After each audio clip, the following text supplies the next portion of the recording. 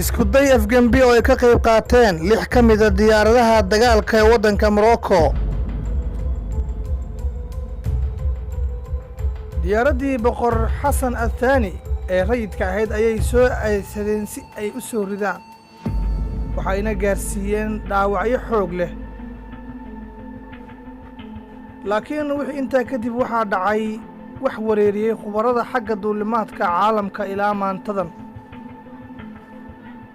waa howlgal afgembi ah uu qorsheeyey generaalka Marookaanka ah ee Maxamed Aw Faqiir, kaas oo si weyn ugu kalsoonaa boqorka waddanka Morocco.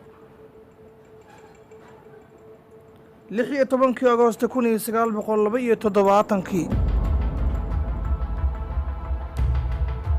waxaa bilowday inqilaab milatari oo ka dhan ah boqor Xasan Athani. boqor Xasan Athani ayaa ka soo laabanayay booqasho dhanka dibadda ah markii uu diyaaraddiisu soo gashay hawada waddanka Morocco. waxaa eryanayay 6 diyaaradaha F5 ah oo waddanka Morocco laga leeyahay. waxa ay diyaaradahaasi soo daba galeen diyaaraddii siday boqorka. boqorka ayaa la hadlay duuliyayaashii diyaaradahaasi waday, waxa uuna weydiiyey sababta ay u daba socdaan. waxa ayna u sheegeen duuliyayaashu in ay doonayaan inay ka qayb qaataan ilaalada ammaankiisa. daqiiqado kadib 3 ka mid ah diyaaradahaasi ayaa si toosa u soo weeraray diyaaraddii boqorka, waxayna ku fureen hubka darandooriga u dhaca.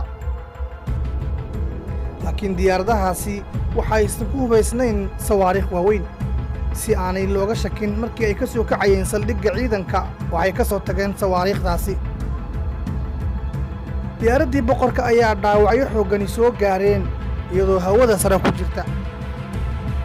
laakiin diyaaraddii ma aanay soo dhicin, inkastoo si daran ay u rasaaseeyeen. diyaaradihii eryanaya ayaa waxaa ka idlaaday rasaastii.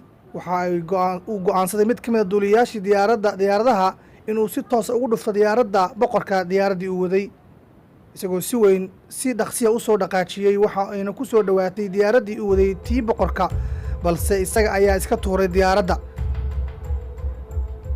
laakiin diyaaraddii ma aanay ku dhicin diyaaraddii boqorka, iyada ayaana dhulka ku dhacday. duuliyihii diyaaradda boqorka ayaa khiyaamay duuliyayaasha kale, isagoona u sheegay in boqorku waxyeelo soo gaartay.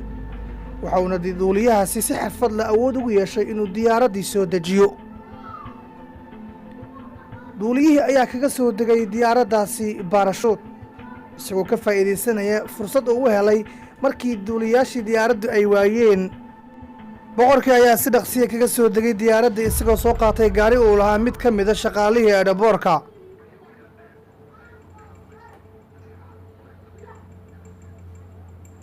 duuliyayaashii ayaa go'aansaday mar kale inay u laabtaan saldhiggii ciidanka si ay hub u soo qaataan, waxayna ku soo laabteen ayraboorkii. duqayn xooggan ayayna geysteen.